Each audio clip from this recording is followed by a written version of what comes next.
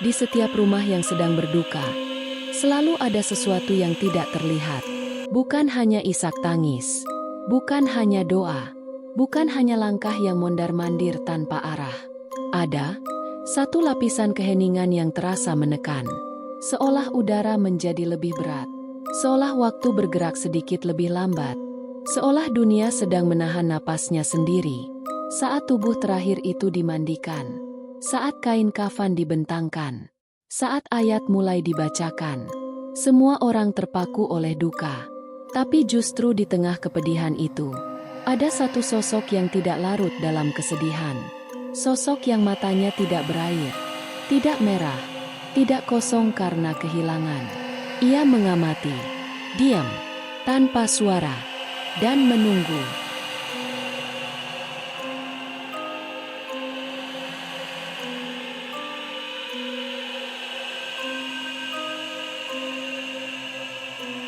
Karena ia tidak datang sebagai pelayat. Ia datang sebagai pemburu. Pemburu benda-benda kematian, yang bagi sebagian orang adalah sisa dari fardu kifayah. Tapi bagi mereka adalah kunci membuka pintu yang seharusnya tidak pernah disentuh manusia. Selamat datang di Sigel, sisi gelap. Inilah fakta tersembunyi di balik topeng hitam para pemburu benda-benda kematian.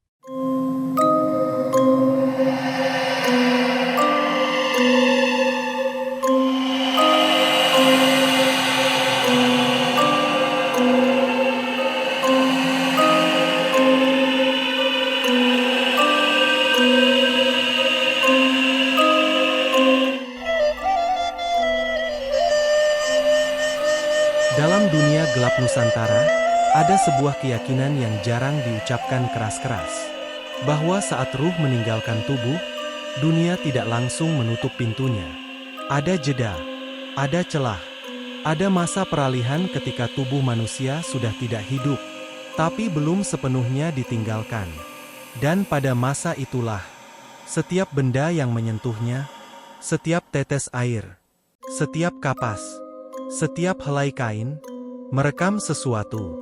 Bukan roh, bukan arwah, namun energi sisa yang paling rapuh dan paling tidak stabil.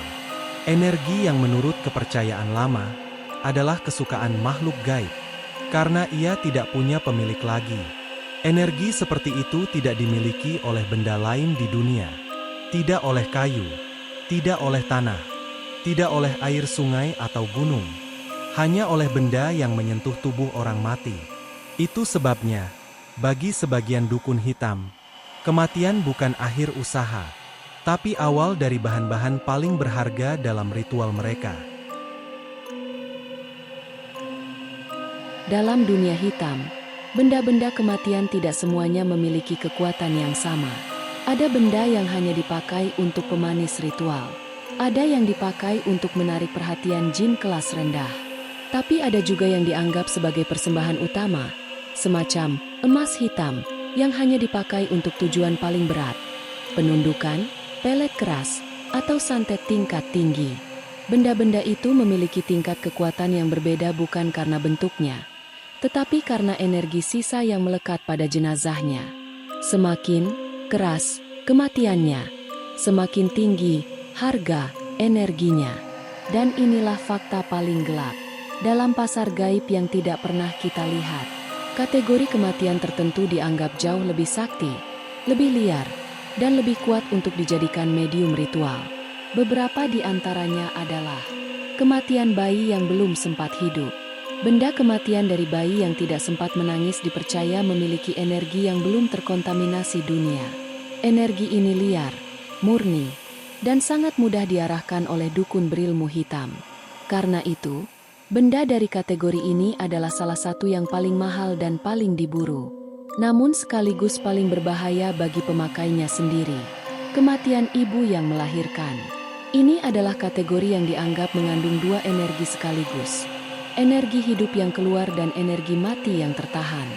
Dukun percaya energi dari proses ini memiliki ketegangan tinggi, sehingga sangat efektif untuk penundukan batin dan ritual pemanggilan jin keras. Air pemandian atau kapas dari kategori ini jadi incaran utama. kematian remaja atau dewasa yang belum menikah. Konon, energi orang yang masih dalam masa puncak kehidupan, penuh harapan, masa depan, dan keinginan yang belum terpenuhi, meninggalkan getaran batin yang lebih kuat. Benda dari kategori ini sering dipakai untuk pelet pemikat atau pengikat yang bersifat obsesif, kematian mendadak atau kekerasan.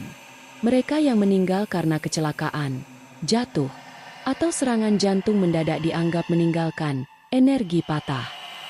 Energi semacam ini sangat mudah digunakan dalam ritual santet dan serangan jarak jauh.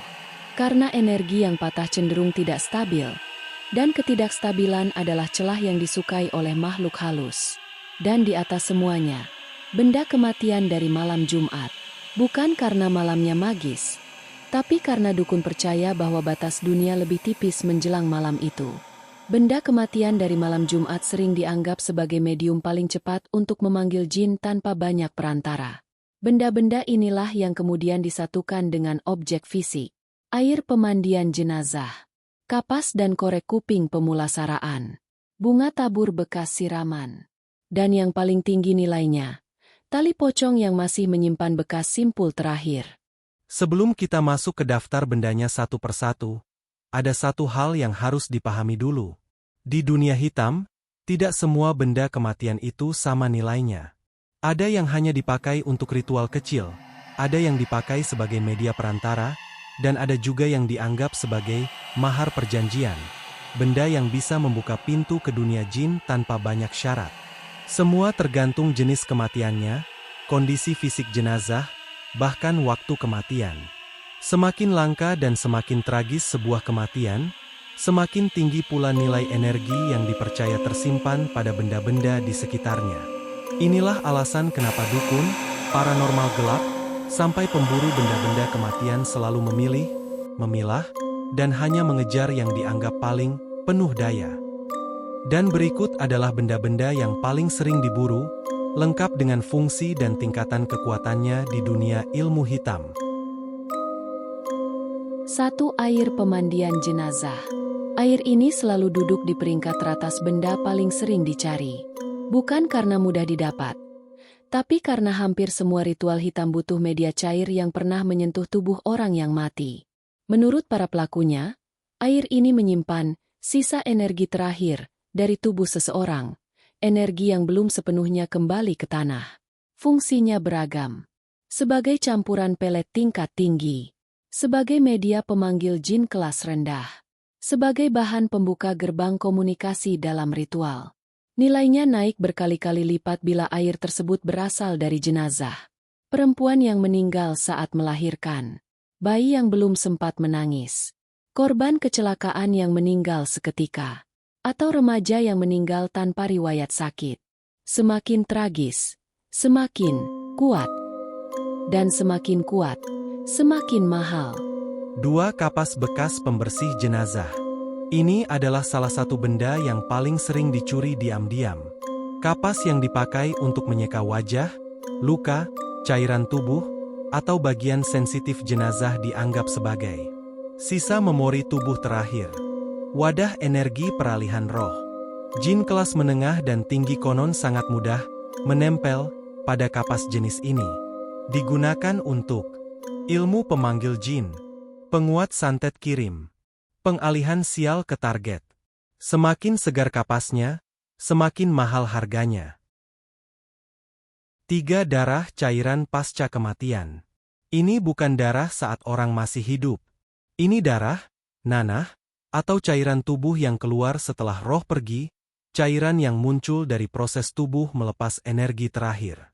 Di dunia ilmu hitam, cairan ini dianggap sebagai penyambung antara ilmu manusia dan energi mati. Kunci memanggil jin kelas tinggi. Medium santet paling keras. Digunakan untuk ritual, penyakit kirim. Bahkan ada yang menggunakannya sebagai perekat magis untuk mengikat jin agar patuh pada dukun. 4. Tanah bekas kuburan si mayat. Tapi tunggu dulu, sekali lagi, ini bukan tanah sembarang tanah. Tanah yang diambil bukan cuma bagian atas, tetapi tanah yang benar-benar menyentuh tubuh jenazah. Inilah alasan mengapa sebagian pemburu rela menggali diam-diam, hingga membongkar ke dalam, hanya untuk mengambil tanah di sisi mayat, yang biasa digunakan sebagai penyangga si mayat di liang lahat. Tanah ini sering digunakan untuk ilmu pemisah rumah tangga, memindahkan energi kematian ke target, bahkan mengikat makhluk halus agar mau bekerja. Tanah dari jasad yang meninggal malam Jumat dipercaya paling hidup, karena malam itu diyakini sebagai malam dengan celah gaib paling besar. 5. Rambut dan kuku jenazah. Benda kecil, tapi justru itulah yang membuatnya berbahaya. Konon, jin lebih mudah menempati benda organik yang masih menyimpan identitas seseorang. Rambut dan kuku dipakai untuk media santet kirim jarak jauh, memasukkan penyakit gaib, atau menjadi perantara dalam ritual gantian nyawa yang paling mahal. Rambut bayi, rambut perempuan muda yang meninggal mendadak, atau kuku jenazah yang baru saja ditangani sebelum proses kafan. 6. Kain kafan. Kain kafan yang sudah menyentuh tubuh jenazah. Ini salah satu favorit para pelaku ilmu penunduk dan ilmu kirim. Kain kafan yang sudah menyerap keringat terakhir, air pemandian, atau darah luka sebelum jenazah dimandikan, dianggap mengandung memori tubuh yang paling kuat. Biasanya digunakan untuk pelet jarak dekat pengasihan hitam, atau pemanggil jin. Pengawal kain kafan dari jenazah perempuan yang masih perawan dianggap paling langka, dan peredarannya sangat terbatas. 7. Tali pocong. Dan ini adalah puncaknya. Benda yang dianggap paling keras, paling dicari, sekaligus paling berbahaya. Tali pocong bukan sekadar tali, ini simbol penutup kehidupan seseorang. Tali yang dilepas setelah 3 kali ikatan di kepala jenazah, lalu dibuka, dianggap sudah matang, sudah menyerap seluruh sisa energi sebelum tubuh dikembalikan ke tanah. Dipakai untuk santet tingkat tinggi, ilmu pemaksa pikiran, memutus keberuntungan seseorang, atau mengikat jin kelas menengah ke atas yang paling mahal. Tali pocong dari jenazah bayi atau perempuan meninggal saat melahirkan. Dalam dunia gelap, ini disebut sebagai pocong suci, karena dianggap mengandung energi yang belum tercemar kehidupan duniawi. Jika orang yang kamu cintai telah pergi meninggalkan dunia ini, dan ada benda-benda pengiring kematiannya yang diambil, disalahgunakan, bahkan dijadikan alat bagi para pelaku ilmu hitam, seringkali ada tanda-tanda yang muncul tanpa kita sadari. Bukan tanda dari jin, bukan tanda dari dukun, tapi tanda dari energi terakhir almarhum, yang mestinya ikut kembali bersamanya, namun terhalang karena ada bagian yang dicuri oleh tangan manusia. Tanda-tanda itu jangan membuat kita takut, tapi lebih sensitif mengamati pesan apa yang ingin disampaikan melalui energi terakhirnya di muka bumi ini. Tanda-tanda itu bisa berupa mimpi buruk yang berulang, melihat almarhum dalam keadaan tidak tenang, kesakitan, atau menangis. Foto di dinding yang tiba-tiba berubah posisi. Benda-benda kesayangannya yang bergeser dari tempat semula, padahal tak ada yang menyentuh. Aroma bunga yang tidak wajar, atau bau tanah basah bercampur sesuatu yang busuk, muncul sekilas lalu menghilang.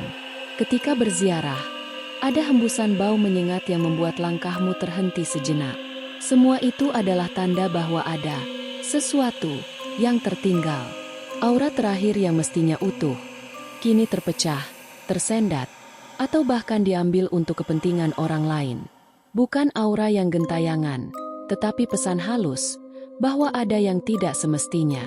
Namun tidak ada kondisi yang tidak bisa dinetralkan. Seringlah mengirim doa, yasinan, bacaan surah pendek setiap malam, sedekah atas nama si almarhum, berbuat kebajikan untuk menguatkan energi yang melekat pada namanya. Semakin sering doa mengalir, semakin berkurang tanda-tanda itu, dan semakin sempurna perjalanan ruhnya. Untuk kalian, para pemburu, pencuri benda-benda kematian ini, para dukun yang cari makan dengan bersekutu dengan jin-jin jahat, sadarilah, tidak ada ritual hitam yang benar-benar aman, tidak ada perjanjian gaib yang benar-benar adil, dan tidak ada benda kematian yang akan diam jika dipakai oleh orang yang tidak memahami risikonya. Inilah sisi yang tidak pernah diceritakan oleh para pelaku ritual. Benda kematian menyimpan jejak dari pemilik aslinya, dan jejak itu bisa bangkit ketika makhluk gaib menolak perintah. Setiap benda kematian adalah alat tukar, bukan kunci kendali. Jika jin yang menerima tugas merasa upahnya terlalu kecil, ritualnya tidak lengkap, atau pelakunya tidak cukup kuat, maka makhluk itu tidak akan pergi begitu saja. Mereka akan tetap menempel pada benda tersebut dan kembali kepada pemilik barunya.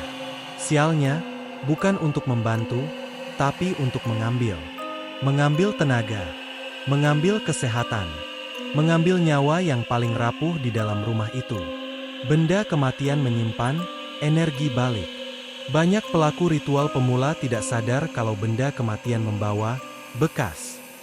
Bekas rasa sakit, bekas ketakutan, bekas detik-detik terakhir seseorang meninggalkan dunia. Jika benda itu dipakai untuk ritual, tetapi salah membaca mantra, salah arah ritual, atau salah memilih target, maka energi itu akan mencari jalannya sendiri. Dan jalan itu seringnya kembali kepada orang yang memegang benda tersebut. Air pemandian jenazah yang tidak tertutup dengan benar bisa membuat rumah terasa dingin seperti ruangan mayat. Kain kafan yang tidak ditanam kembali bisa menimbulkan mimpi buruk berulang. Tali pocong yang tidak dikembalikan ke kubur bisa memanggil suara langkah kaki di malam hari. Tidak ada yang datang tanpa sebab. Ketika arwah pemilik asli menuntut kembali, ini sisi paling jarang dibicarakan. Menurut kepercayaan lama, benda-benda kematian tidak hanya menyimpan energi. Benda itu masih dimiliki oleh arwah asalnya. Jika benda itu dipakai untuk menyakiti orang lain, arwah pemiliknya bisa terbangun.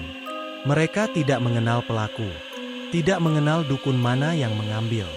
Yang mereka tahu hanyalah sesuatu milikku sedang dipakai untuk mencelakai.